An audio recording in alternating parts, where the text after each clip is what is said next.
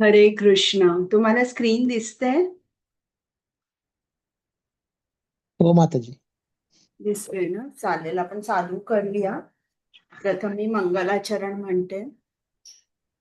ओम अज्ञानतिमिरान्धस्य ज्ञानाञ्जनशलाकया चक्षुरुन्मिलितं येन तस्मै श्रीगुरवे नमः. श्रीचैतन्यमनोभीष्टं स्थापितं येन भूतले स्वयं रूप गदामह्यं ददाति स्वपदान्तिकम्.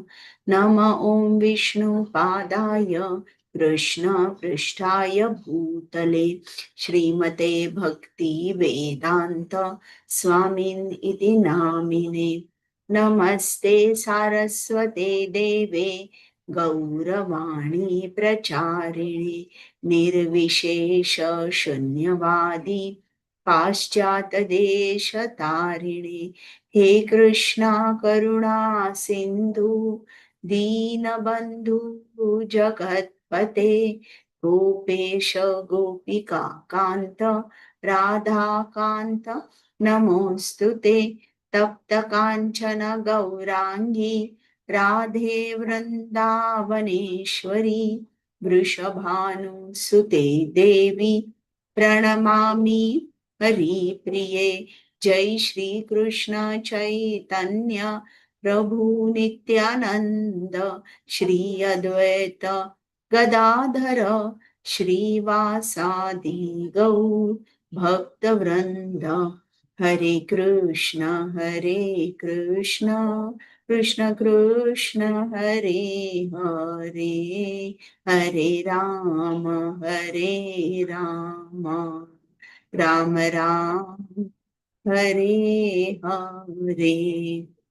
हरे कृष्ण. आता आपण तिसरा अध्याय बघतोय आणि त्या तिसऱ्या अध्यायाचं नाव आहे भक्ती स्वीकारण्याकरता साधकाची योग्यता. प्रथम आपण श्री श्री राधा गोविंदांना साष्टांग नमस्कार करूया जिकडे आहोत तिकडनं. त्यांचे आशीर्वाद घेऊन हे अध्ययन आपण चालू करूया. एक मिनिट.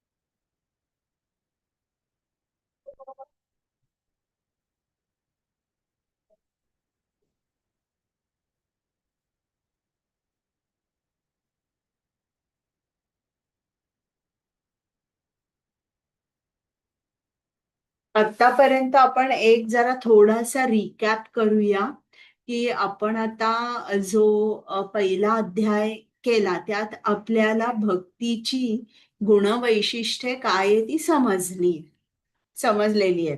तर तुम्ही सांगू शकता का एखाद दुसरं वैशिष्ट्य की भक्तीमुळे आपल्याला काय काय मिळतं या भक्ती ही कशी आहे?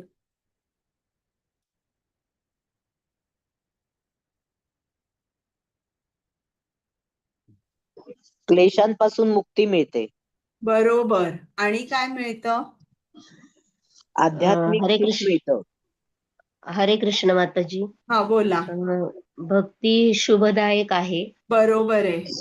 आणि भगवंतांना आकर्षित करण्यासाठी एकमेव साधन आहे. बरोबर. आणि भक्ती ही मोक्षाला सुद्धा तुच्छ मानते. मोक्ष लघुत्कृत.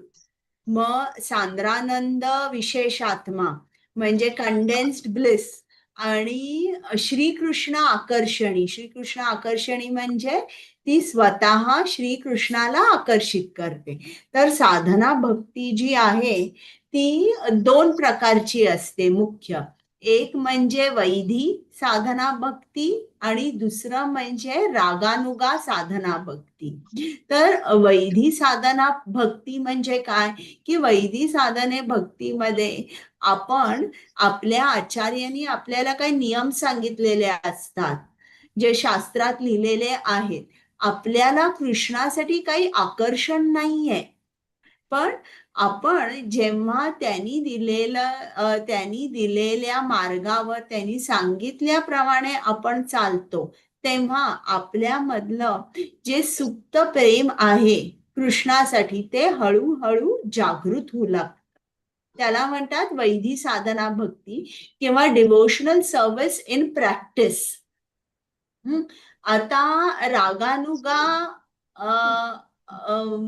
भक्ती साधना भक्ती म्हणजे काय, ही सुद्धा प्रॅक्टिसच आहे, डिव्होशनल सर्व्हिस इन प्रॅक्टिस. परंतु इकडे काय होतं की आपलं प्रेम जागृत झालेलं असतं जेव्हा आपण खूप काटेकोरपणे नियमांचं पालन करतो, आपल्या गुरूंची सेवा करतो. मग तेव्हा काय होतं की आपल्याला आपल्यामध्ये एक भाव जागृत होतो की आता मी इतकं करते, मला आणि थोडंसं करायचंय. आता आपली सिच्युएशन कशी आहे की आपल्याला शिला प्रभुपादांनी सांगितलंय की 16 राऊंड चॅन्टिंग करा. आपण त्याच्यापेक्षा जास्त करायचा प्रयत्न करतो का, सांगा बरं मला. कधी कधी करतो माताजी. कधी कधी, पण नियमितपणे आपण करतो का. नाही. नाही. तर कारण आपलं एक्सटर्नल काही असेल की मला वेळ नाहीये किंवा मला ही सेवा द्यायची आहे मंदिरात, काही असतील कारण, परंतु खरं कारण काय आहे की आपल्याला ती इच्छा नाहीये किंवा ते प्रेम आपल्यामध्ये जे नॅचरल अट्रॅक्शन आहे कृष्णाप्रती ते अजून जागृत झालेलं नाहीये. तर जेव्हा आपण वैधी साधना भक्ती नियमांचं पालन करून करतो, मग अनेक वर्षांनी आपल्यामध्ये सुद्धा रागानुगा भक्ती आहे, ती भक्ती आपल्यामध्ये छोट्या अगदी तुम्हाला छोटे छोटे तुमच्यामध्येच काही फरक दिसू लागतील. उदाहरणार्थ तुम्ही असं म्हणाल की कृष्णाला आज मी खूप छान सजवीन, खूप छान फुलं घालीन. म्हणजे अशा ज्या छोट्या छोट्या भावना आहेत त्या आपल्यामध्ये जागृत होतात आणि आपण एका लेवलवरून दुसऱ्या लेवलला जातो. तर आता आपल्याला हा जो 3रा अध्याय आहे आणि एक जेव्हा आपण साधना भक्ती करतो तेव्हा एक रूल आहे. तो रूल म्हणजे पद्मपुराणामध्ये दिलेला आहे की आपण नेहमी कृष्णाच्या स्मरणात असावं, कृष्णाच्या विस्मरणात कधी आपण नसावं. Always remember Krishna, never forget Krishna. म्हणजे हे रूल्स अँड रेग्युलेशन्स आहेत. आणि बाकीचे जे रूल्स आहेत की तुम्ही 16 राऊंड चॅन्टिंग करा, तुम्ही मांस मच्छी खाऊ नका, हे सगळे नंतर आहेत. सर्वात इम्पॉर्टंट रूल म्हणजे काय की तुम्ही सदैव कृष्णाला स्मरणात ठेवा, कृष्णाच्या विस्मरणात कधी राहू नका.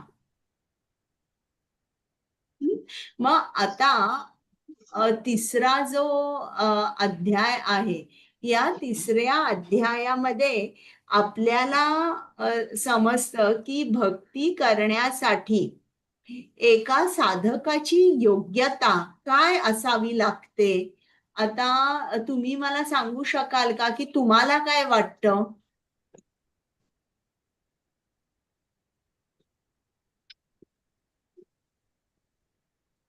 की एका साधकाचं क्वालिफिकेशन काय असलं पाहिजे. अं, सुकृती पाहिजे माणूस माताजी. सुकृती पाहिजे. बरं. आणि कोणाला काय सांगायचंय? माताजी सरेंडर असायला हवं कृष्णाप्रती. बरं. आणि आणि एक्सेप्टन्स असायला हवं की he is the supreme personality of God head. बरोबर आहे. आणि कोणाला काही सांगायचंय का?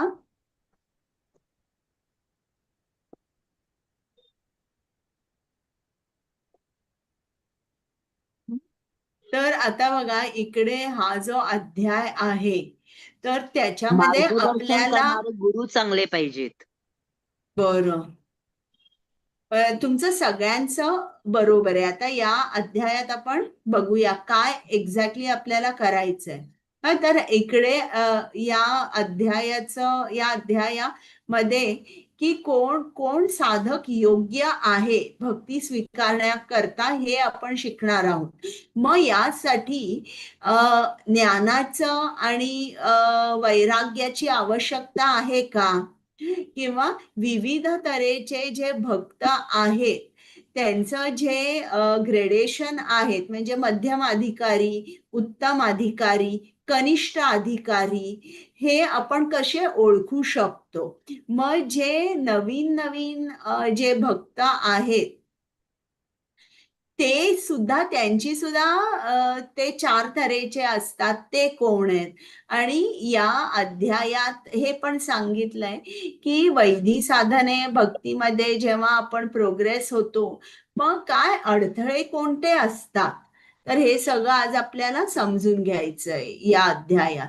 आता तुम्ही सगळ्यांनी मला अनेक कारणं सांगितली की जर एखाद्या एक साधक आहे तो एलिजिबल आहे की एलिजिबल नाहीये भक्ती करण्यासाठी. तर आता मी तुम्हाला सर्वांना एक गोष्ट सांगते, मग तुम्ही मला सांगा. मी प्रश्न विचारीन तेव्हा. आता आपल्याला माहितीये की श्रील प्रभुपादांनी सांगितलंय की एखाद्या मुलामध्ये, छोट्या बाळामध्ये चालण्याचं पोटेन्शियल असतं, तो चालू शकतो.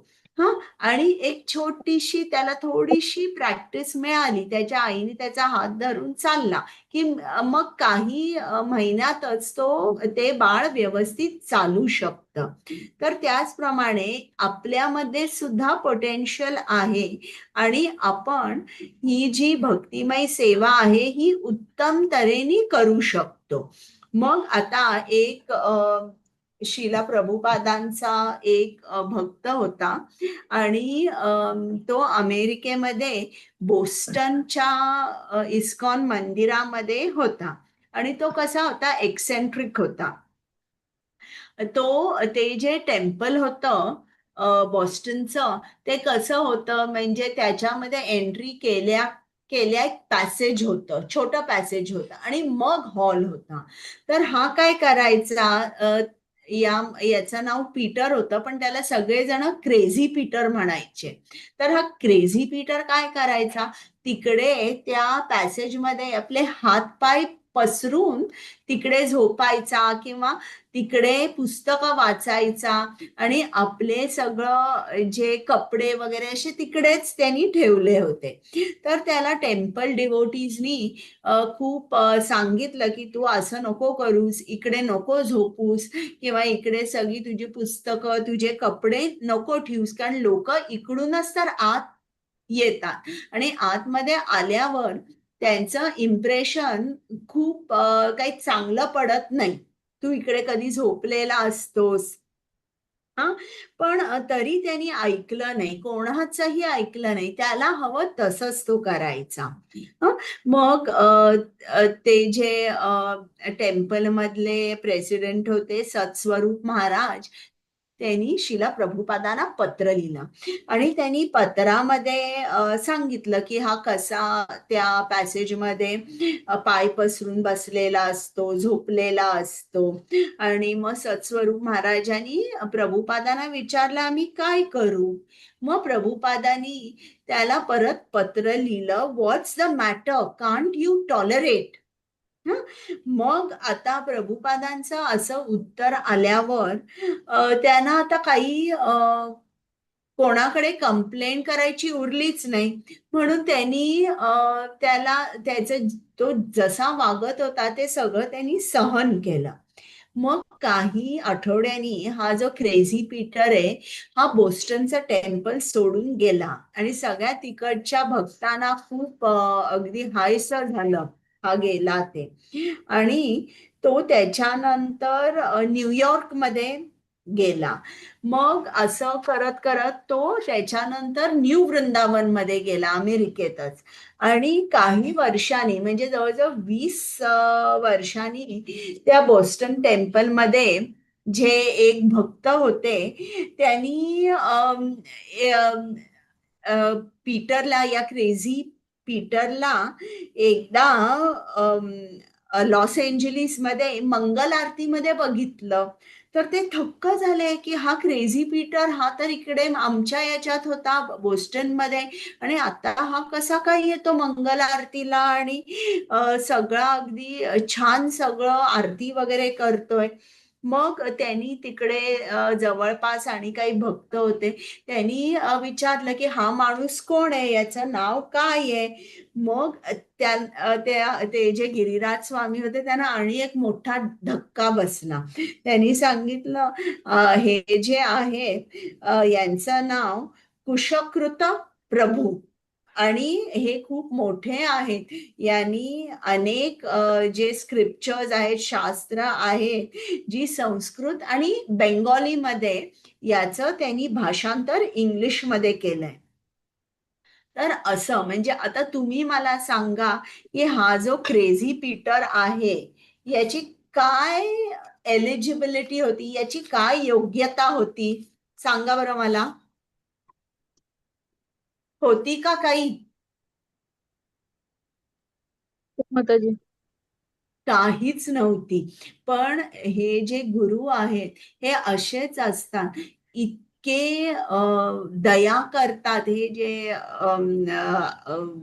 आपल्यासारखे जे अगदी भौतिकात रुतलेली लोक असो त्यांच्यावर ते इतकी दया दाखवतात. इतकी करुणा असते त्यांच्यामध्ये की त्याची आपण म्हणूया एकच योग्यता होती की तो मंदिरात गेला तिकडे आणि तिकडे राहिला. हं? ही एकच योग्यता त्याची होती. पण तरी म्हणजे तुम्ही बघा की मंदिरात जेव्हा आपण जातो तेव्हा शील प्रभुपादांची किती मर्सी होती की त्यांनी म्हणजे ते असे वाटत होते की या तुम्ही इकडे कृष्णाकडे या आणि ते विचार करायचे की हा जो जीवात्मा आहे या जीवात्म्याला मी कृष्ण भावने मध्ये कुठल्या सेवेमध्ये गुंतून ठेवू की ज्यांनी श्रीकृष्ण प्रसन्न होतील. म्हणजे अशी इतकी शील प्रभुपाद हे करुणा सागर होते आणि तो भक्त देखील नव्हता तरी देखील त्यांनी तिकडच्या बोस्टन मधले जे डिवोटीज होते त्यांना सांगितलं हा जसा वागेल कसाही असेल पण तुम्ही त्याची वागणूक सहन करा. तर आता आपल्याला पण आपण एका बाजूनी हे सगळे ही भक्ती करतोय पण तरी देखील आपण कुठेतरी काहीतरी आपण अशी सुद्धा कर्म करत आहोत जिकडे आपल्याला काही फळाची अपेक्षा आहे किंवा आपण इंद्रिय तृप्तीमध्ये थोडेसे आहोतच. पण तरी देखील श्रील प्रभुपाद बघतात की आपण श्रीकृष्णांची आराधना आपण करतोय आणि मग प्रभुपाद विचार करतात की हे जे माझे भक्त आहेत यांना मी कृष्णाच्या सेवेमध्ये अशा तऱ्हेने गुंतून ठेवीन जेणेकरून श्रीकृष्ण प्रसन्न होतील आणि आपल्याला ते भक्ती मार्गावर जणू काही स्थिर करताय. आता कृष्ण आहे ते उद्धवाला 11वा स्कंद श्रीमद भागवतम 20वा जो श्लोक आहे आणि 20वा अध्याय 8वा श्लोक. तर श्रीकृष्ण उद्धवाला सांगतात, प्रिय उद्धव, केवळ महत भाग्यानेच एखादी व्यक्ती माझ्याकडे आकर्षित होते. म्हणजे बघा, तुम्ही सुद्धा आता हे जे ऐकताय, जे तुम्ही श्री हरे कृष्णा महामंत्राचा जप करताय, इकडे इस्कॉन मँगलोर मध्ये सेवा देताय, तर ती, आणि जरी ती व्यक्ती सकाम कर्मापासून पूर्णपणे अनासक्त झालेली नसली अथवा भक्तिमय सेवेशी पूर्ण संलग्न झालेली नसली, तरी तिची सेवा अतिशय त्वरित परिणामकारक ठरते. म्हणजे बघा, भक्ती ही किती श्रेष्ठ आहे की इकडे श्रीकृष्ण स्वतः उद्धवाला सांगतात की जे खरोखर खूप फॉर्च्युनेट लोक आहेत ते माझी भक्ती करतात. आणि भक्ती करत असताना सुद्धा असं दिसतंय की ही जी माणसं आहेत ही थोडी इंद्रिय तृप्तीमध्ये आहेत, ही भक्ती सेवेशी पूर्ण संलग्न झालेली नाहीयेत, पण तरी देखील अशांना सुद्धा भक्तीचं फळ मिळतं. म्हणजे भक्तीचं फळ म्हणजे काय, की आपण श्रीकृष्णाकडे आणि थोडे आकर्षित होतो आणि थोडे आकर्षित होतो. तर इकडे आपल्याला समजतं की भक्ती संजायते भक्ती, म्हणजे भक्तीचा जन्म भक्तीमधूनच होतो. तो जो क्रेझी पीटर होता तो फक्त मंदिरात गेला, बाकी सगळं शील प्रभुपादांनी त्याच्यावर त्यांची कृपा दाखवली आणि मग तो इतका मोठा भक्त झाला, त्यांनी इनिशिएशन घेतलं आणि असं.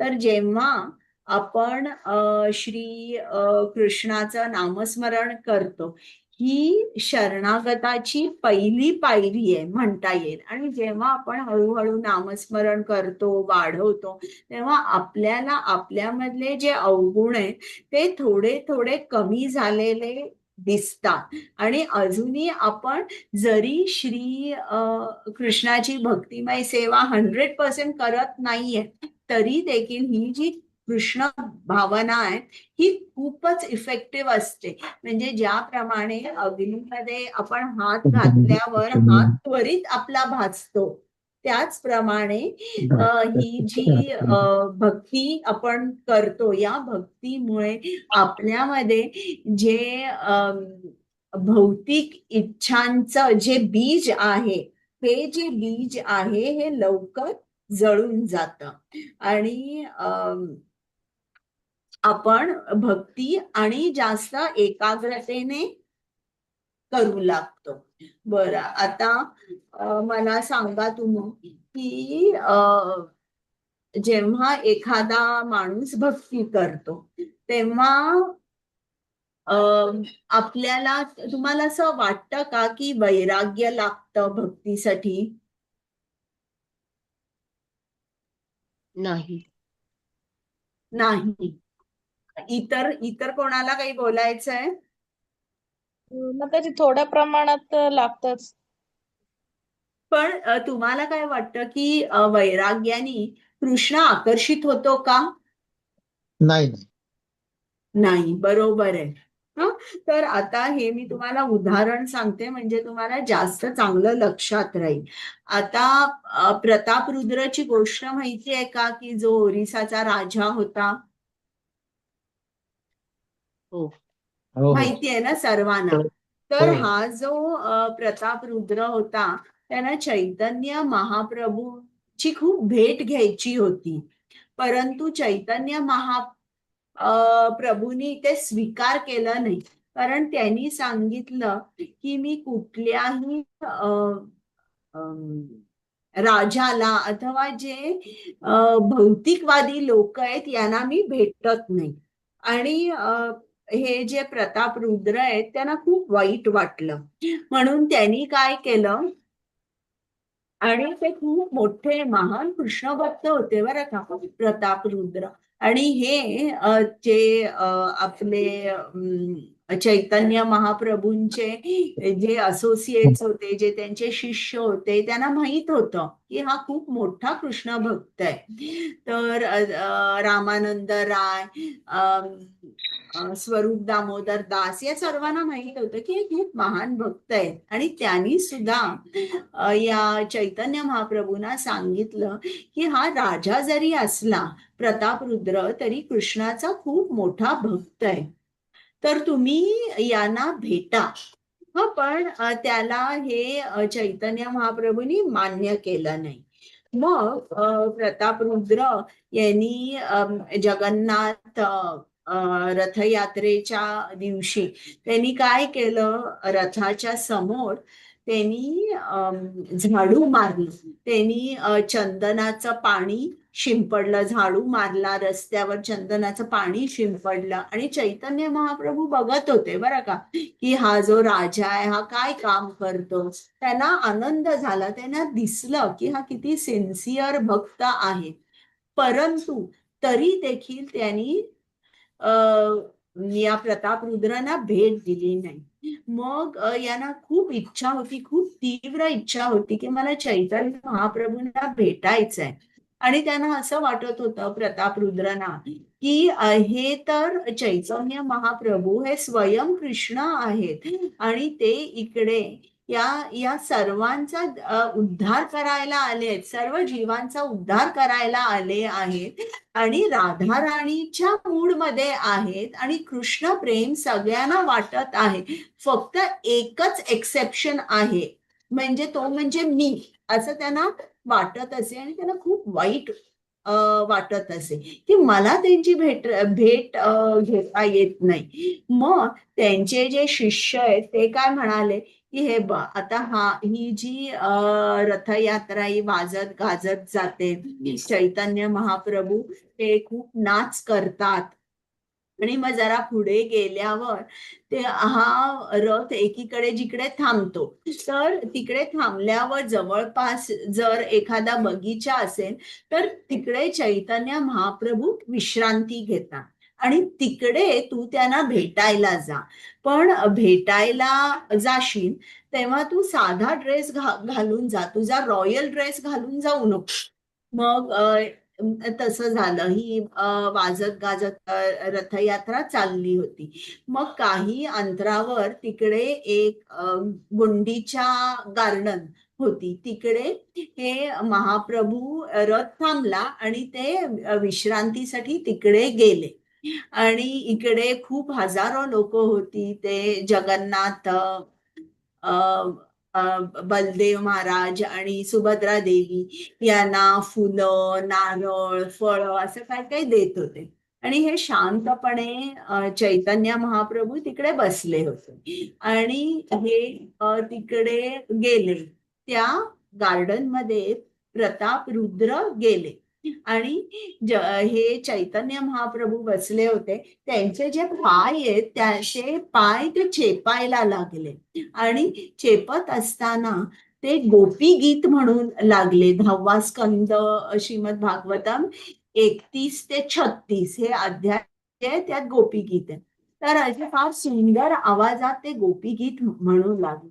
आणि जेव्हा ते गोपी गीत म्हणू लागले तेव्हा त्यांनी बघितलं की एक माणूस माझ्या जवळ आलेला आहे, पाय चेपतोय, गोपी गीत म्हणतोय. आणि त्यांनी म्हटलं की तू खूप सुंदर गोपी गीत म्हणतोय, माझ्याकडे तुला देण्यासाठी काहीच नाहीये, पण मी तुला फक्त मिठी मारू शकतो, याच्या पलीकडे मी काही देऊ शकत नाही. आणि त्यांनी मिठी मारली. आणि मग त्यांनी विचारलं तू कोण आहे. मग यांनी सांगितलं की मी प्रतापरुद्र, मी ओरिसाचा राजा आहे. तर असं हे जे चैतन्य महाप्रभू आहे, फक्त त्यांनी असं नाही बघितलं की राजानी सेवा केली, नाही, त्या राजामध्ये जी सिन्सिअर भक्ती होती ती त्याच्या स्वरातून जेव्हा तो गोपीगीत म्हणू लागला, ती चैतन्य महाप्रभूंना त्याचा अनुभव आला. आणि मग त्यांनी या प्रतापरुद्राला जवळ केलं. तर आता म्हणजे बघा की फक्त आपल्याला वैराग्य लागत नाही, आपल्याला कृष्ण प्रेम हे प्रामुख्याने आपल्या हृदयामध्ये लागतं. एखादा माणूस आपले राजेशाही कपडे टाकून साधे कपडे घालून एक झाडू घेतलाय आणि तो झाडतोय रस्ता, म्हणजे फक्त इतकं बघून चैतन्य महाप्रभू त्याच्याकडे आकर्षित झाले नाही. तर जेव्हा त्यांनी त्याच्या जिव्हेनी श्रीकृष्ण आणि गोपी यांचा जो पास टाइम आहे हा त्यांनी गायला, तेव्हा चैतन्य महाप्रभू आकर्षित झाले. तर आता जेव्हा आपण वैदी भक्ती करतो, वैदी भक्ती करताना प्रेरणा काय असते की शास्त्रामधले जे आदेश असतात ही आपल्यासाठी प्रेरणा असते. आणि आपल्याला शास्त्रांचं नॉलेज पण पाहिजे, ज्ञान पण पाहिजे आणि श्रद्धा पण पाहिजे. आणि ही श्रद्धा आहे, याच्यामुळे आपण योग्य बनतो भक्तिमय सेवा करण्यासाठी. आणि ही जी भक्ती आहे, ही जी श्रद्धा आहे, हे जे शास्त्रांचा ज्ञान आहे, त्यामुळे आपण जेव्हा एक भक्त होतो तेव्हा आपण या 3 कॅटेगरीज मध्ये जाऊ शकतो. एक म्हणजे कनिष्ठ अधिकारी, एक मध्यम अधिकारी आणि एक उत्तम अधिकारी. तर आता तुम्हाला हे तुम्ही थोडस आपण भगवद्गीतेत बघितलंय आणि उपदेशामृत मध्ये सुद्धा बघितलेलं आहे. आता त्याची तुम्हाला परत रिव्हिजन होईल. आता जो उत्तम अधिकारी असतो, उत्तम अधिकारी कसा असतो की त्याचं शास्त्रामधलं ज्ञान परफेक्ट असतो, त्याला पूर्ण ज्ञान असतं. आणि तो उत्तम अधिकारी जो असतो त्याला आपण महाभागवत किंवा शुद्ध वैष्णव सुद्धा म्हणू शकतो. त्याच्यामध्ये इतकी पॉवर असते, त्याची वाणी इतकी पोटंट असते की एखादा जो अगदी अधम आहे, जो नराधम आहे, तो सुद्धा वैष्णव होऊ शकतो या उत्तम अधिकारीच्या पॉवरनी. आणि तो कसा असतो, त्याचं नॉलेज तर उत्तम असतं आणि त्याची श्रद्धा पण खूप, आपण म्हणूया स्ट्रॉंगेस्ट असते त्याची श्रद्धा. आणि त्याचं जे अंडरस्टँडिंग आहे आणि त्याचं आचरण जे आहे उत्तम अधिकारीचं, ते अंडरस्टँडिंग परफेक्ट असतं. आता हा जो उत्तम अधिकारी असतो त्याची विजन कशी असते, त्याची तो समदर्शनी असतो, म्हणजे त्याची स्पिरिच्युअल विजन असते किंवा इक्वल विजन. तो सगळ्यांकडे कसं बघतो की हा कृष्णाचा एक अंश आहे, हा जो जीवात्मा आहे. मग एखादा वाघ असेल, एखादा चांडाळ असेल, एखादा ब्राह्मण असेल, या सगळ्यांना तो एका स्तरावर बघतो. तो असं म्हणत नाही हा चांडाळ आहे, मी याला काही शिकवणार नाही, असं तो म्हणत नाही. तो सर्वांकडे समदृष्टीने बघतो. आता मी एक हे गोष्ट वाचली होती, मला लक्षात नाही कशात.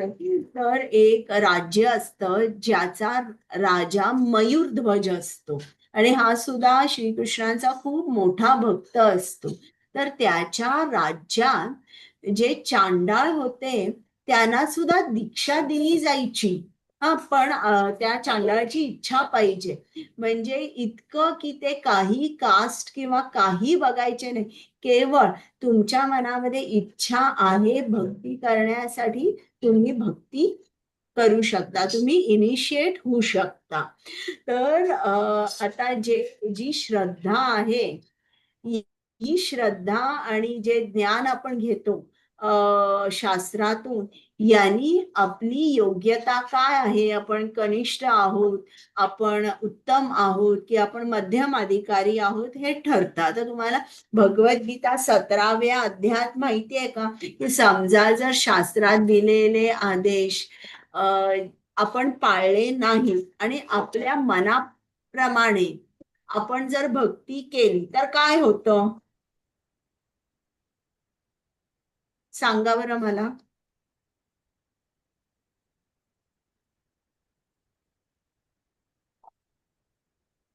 भगवद्गीता 17वा अध्याय. काय होतं, आपण आपल्या मनाप्रमाणे भक्ती केली आणि शास्त्रांचे आदेश पाळले नाहीत तर काय?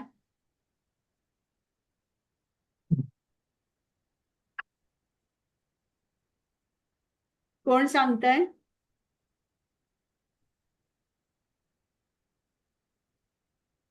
अमृता माताजी, सुषमा माताजी, तीर्था माताजी, बोला.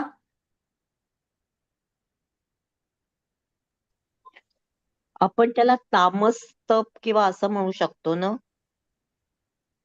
नाही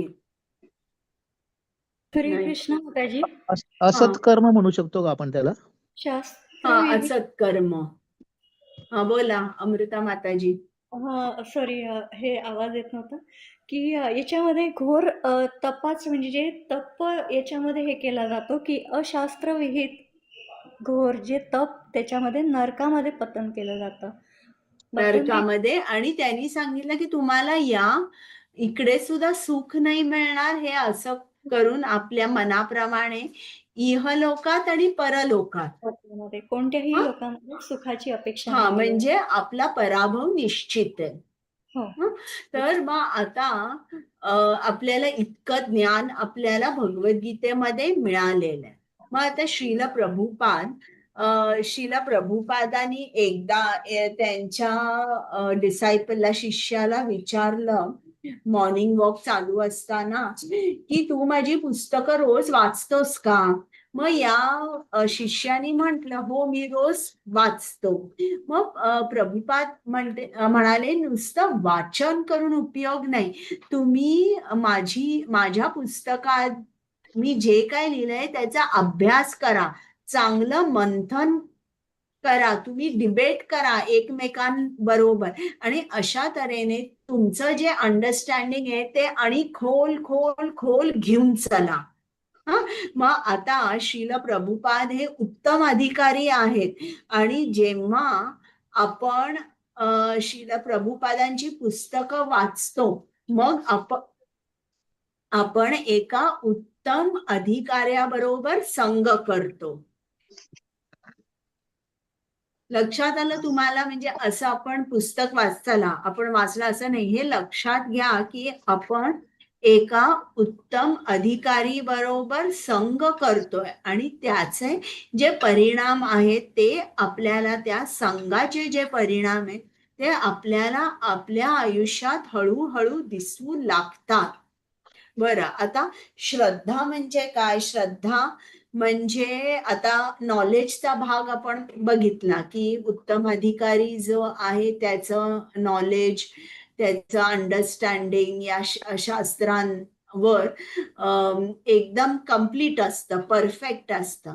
आता श्रद्धा म्हणजे जेव्हा एका जीवात्म्याला समजतं की माझ्या जीवनाचा उद्देश म्हणजे श्रीकृष्णांची प्रेममय भक्ती सेवा करणे आणि श्रीकृष्ण हेच is the only object of worship and love, हे जेव्हा त्याला पूर्ण तऱ्हेने समजतं त्याला आपण म्हणूया की त्याची श्रद्धा पूर्णपणे कृष्णामध्ये आहे. आता हा उत्तम अधिकारी झाला. आता दुसरा अधिकारी जो आहे तो मध्यम अधिकारी आहे. हे बघा, उत्तम अधिकारी म्हणजे श्रील प्रभुपाद.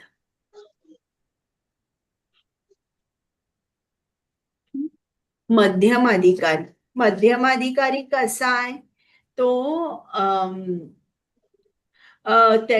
त्याचं सुद्धा ज्ञान शास्त्राबद्दल उत्तम असतं, परंतु त्याच्यामध्ये एक ड्रॉबॅक असतो की तो इतका आर्ग्यू करू शकत नाही जसा उत्तम अधिकारी आर्ग्यू करू शकतो. पण त्याचं जी श्रद्धा आहे ती दृढ असते श्रीकृष्णांमध्ये. तर मध्यमाधिकारी कसा असतो की तो त्याचं कृष्णावर प्रेम असतं, त्याला कृष्णाचे भक्त आवडतात, पण तो माणसांमध्ये एक डिव्हिजन करतो. म्हणजे उदाहरणार्थ तो बघतो की काही जण नास्तिक लोक आहेत, मग ही जी नास्तिक लोक आहेत या नास्तिक लोकांना मी कृष्णाचं सांगणार नाही आणि तो त्यांना अवॉइड करतो. आणि जे लोक इनोसेंट आहेत त्यांना कृष्णाचं ज्ञान नाहीये, परंतु ते नास्तिक नाहीये, ज्ञान नसल्यामुळे अजून त्यांनी भक्ती केलेली नाहीये, अशी जे इनोसेंट लोक असतात त्यांना तो मध्यम अधिकारी कृष्णाचं ज्ञान देतो आणि त्यांना कृष्णाच्या जवळ आणतो. मध्यम अधिकारी म्हणजे शक्यतो जे प्रीचिंग करतात ते या लेवलला असतात मध्यम अधिकारी. मग त्याच्यानंतरच जो आहे त्याला कनिष्ठ म्हणतात. कनिष्ठ अधिकारी कसा असतो की तो नवीन नवीन आलेला असतो आणि त्याच्यामुळे त्याची श्रद्धा खूप कोमल असते, ती कधीही तो श्रद्धाहीन होऊ शकतो किंवा तो दुसऱ्या मार्गाचा अवलंब करू शकतो. तर त्याची जी श्रद्धा कोमल असते, जेव्हा एखादा माणूस त्याच्याबरोबर स्ट्रॉंगली आर्ग्युमेंट करेल तर त्याप्रमाणे तो त्याची श्रद्धा बदलू शकतो. आणि तो कसा असतो, त्याचं नॉलेज पण स्ट्रॉंग नसतं आणि त्याची श्रद्धा पण स्ट्रॉंग नसते, त्याच्यामुळे भक्तीमधून त्याचं कधीही पतन होऊ शकतं. आणि आपल्याला तुम्हाला माहिती आहे ना, 6व्या अध्यायात दिलंय की आपला सर्वात मोठा शत्रू म्हणजे कोण असतो, सांगा. तमोगुण. नाही नाही, 6व्या अध्यायात काय दिलंय?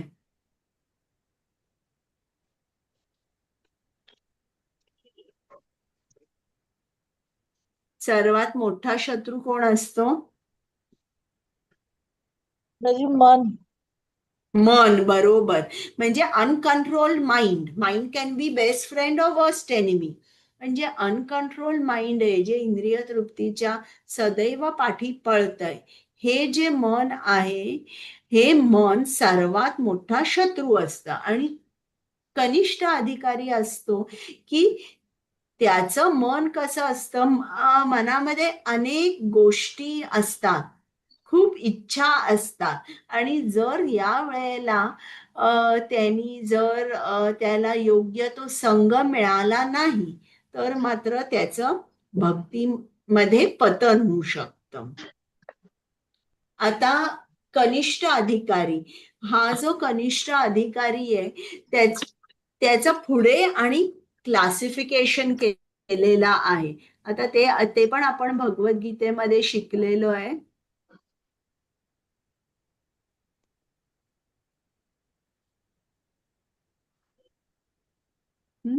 आता जे कनिष्ठ अधिकारी असतात ते 4 प्रकारचे असतात. एक म्हणजे अर्थार्थी, जिज्ञासू आणि ज्ञानी. म्हणजे ते जेव्हा त्यांची भक्ती चालू करतात तेव्हा त्यांच्या मनामध्ये असतं की हे कृष्णा, मी या संकटामध्ये आहे, मला संकट मुक्त कर. मग तुम्हाला माहितीये आर्त हे संकटात सापडलेले असतात, त्याचं उदाहरण म्हणजे गजेंद्र आहे. अर्थार्थी म्हणजे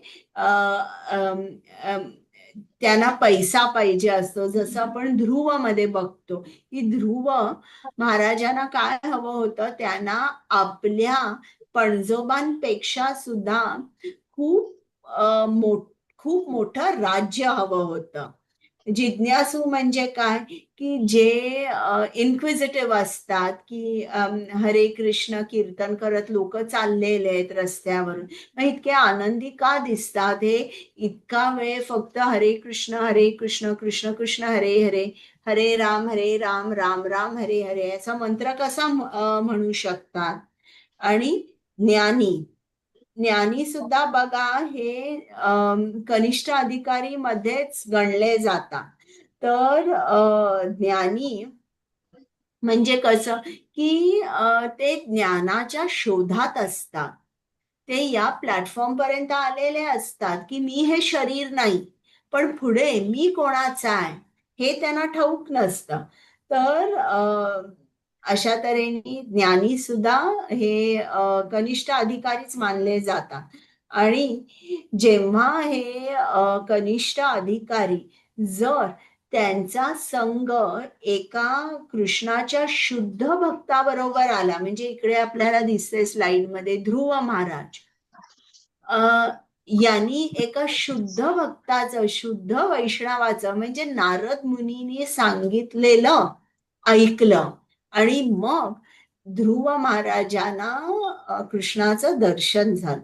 तर जर कनिष्ठ अधिकारी यांचा संघ जर कृष्णाच्या शुद्ध भक्तांशी झाला, तर मग ते आपण म्हणूया त्यांचं प्रमोशन होतं टू मध्यम अधिकारी आणि मग मध्यम अधिकारी टू उत्तम अधिकारी.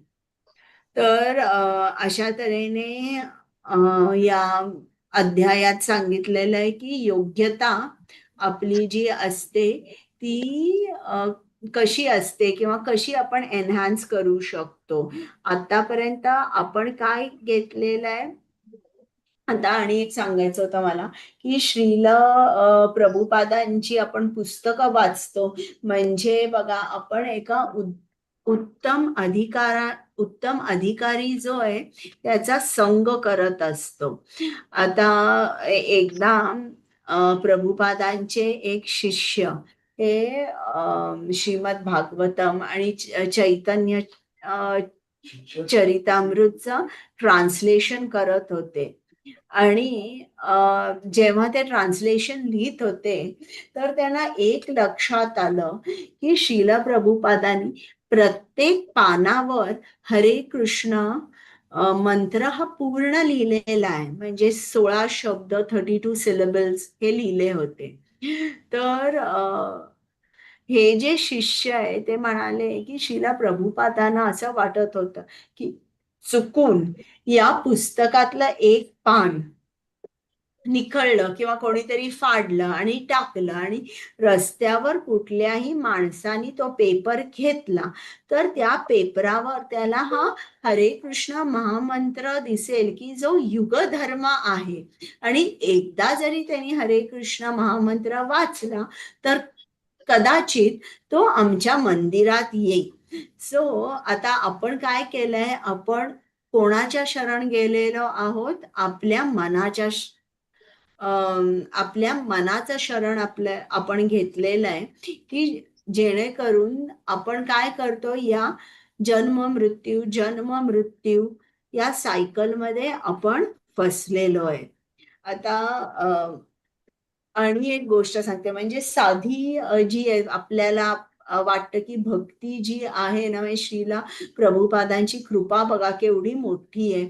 एक बिझनेसमॅन होता आणि तो ड्रग डीलर होता आणि त्यांनी भरपूर पैसा केला होता आणि कसा तरी त्याला एकदा श्रीला प्रभुपादांचं पुस्तक मिळालं आणि त्यांनी ते पुस्तक पूर्ण वाचलं आणि पूर्ण वाचल्यावर तो इतका कन्व्हिन्स झाला की ही कृष्ण भावना जी आहे ही किती स्ट्रॉंग आहे आणि कृष्ण भावनाभावी जीवन आपण सर्वांनी जगायला पाहिजे.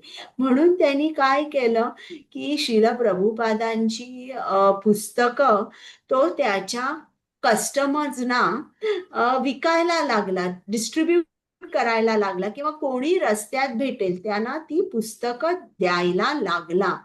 आणि म्हणजे मग पुढे आपल्याला लक्षात येतं की इतकं जरी आपण अशी पोस्टमॅनशिप जरी केली तरी आपल्यावर त्याचा चांगला परिणाम होतो.